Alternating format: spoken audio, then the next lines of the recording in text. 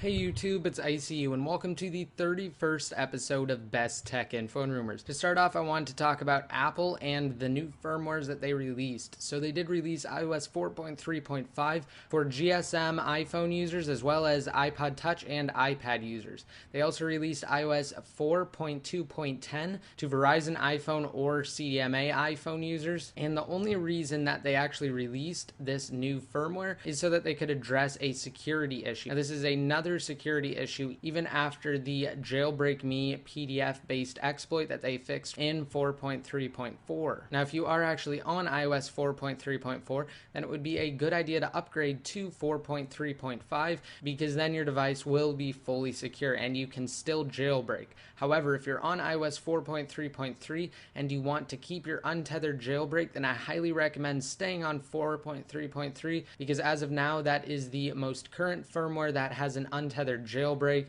As of now, neither iOS 4.3.4 nor 4.3.5 actually have untethered jailbreaks available. So if you see anything online and you actually don't see it on my channel or my website, then it is not true and it's either fake or a scam. With that said, there probably will not be a real untethered jailbreak for iOS 4.3.5 anytime in the near future. Now, this is because they are waiting until iOS 5 is released to use an untethered exploit.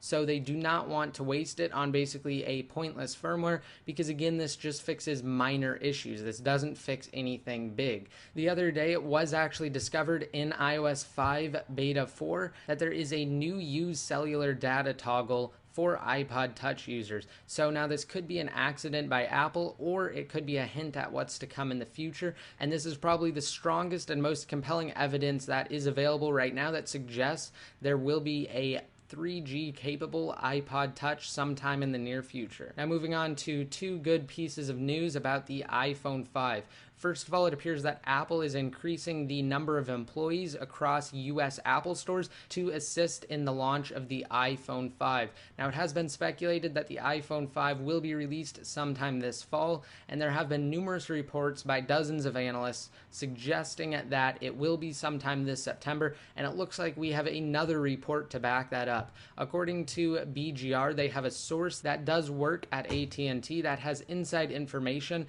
and they claim that AT&T is preparing all of their employees to sell iPhones once they are released, and they are requiring all of their employees to take iPhone training so they actually know their way around the device when it launches. So this is really great, and again, this does point towards a September iPhone 5 release. There have also been reports of knockoff Apple stores in China. Now, these stores do sell actual Apple products. However, there are only a couple of stores that are allowed to sell Apple products inside of China, and so far they have discovered 5 of these knockoff stores that do not have licensing from Apple to actually sell the products, and they do a really great job at mimicking the whole Apple Store feel, complete with wooden tables, blue employee shirts, and all. Now, it's been reported that 2 of these 5 stores have been shut down, and hopefully authorities will press the matter further and close down the other stores as well. But it just raises the question even further. Should Apple work on increasing their reach overseas when the demand is obviously extremely high instead of worrying about opening more Apple stores in the US? It's also been discovered that the Facebook app in the App Store can be made native to the iPad. Now, to do this, you need to be jailbroken, and all you have to do is change the UI device family, and you have to change the value from 1 to 2,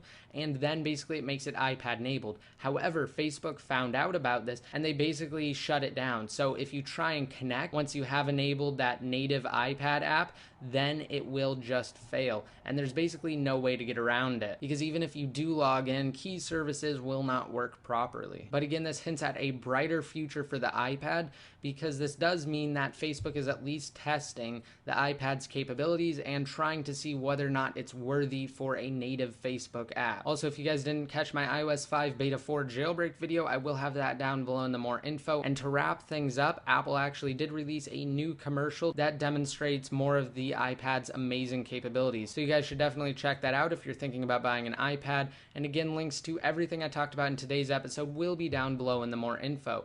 I hope you guys liked this video. Please remember to rate it up. For the question of the day, what do you guys think about these fake Apple stores? And do you guys think Apple should focus their attention abroad, or more specifically on the US or a couple countries in general? So just let me know down below what you think about that.